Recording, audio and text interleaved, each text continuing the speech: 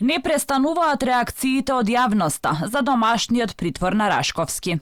Легитимно се поставува прашањето што стои за домашниот притвор на поранешниот генерален секретар во владата. Дали судот не вида доволно докази за ефективен затворски притвор на екс-генсекот или пак обвинителката Трајчева не обезбедила доволно докази, како што тврди судот. Во биографијата на Трајчева се запишани 3 предмети во кои експресно во затворски притвор се ставени тогаш обвинетите благодарение на доказите од обвинителството. Едниот е шпански скали, каде првообвинет беше Милејана Киевски и поголемиот дел од обвинетите беа ставени во затворски притвор, меѓу кои и обични службеници. Вторите 2 случаи во кои Трајчева е заменски обвинител на Вилма Русковска се за 27 април, каде повторно ефективниот притвор доминира.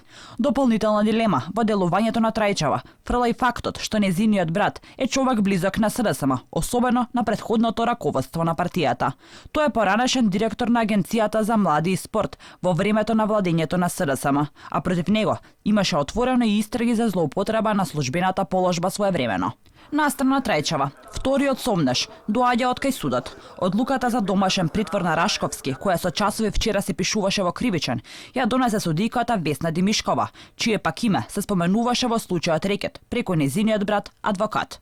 Вчера екс-генералниот секретар на владата во судот беше донесен со полициска придружба, но без лисици на рацете, што е спротивно на онаа пракса каде сите кои се изведени пред судија на претходна постапка се со лисици.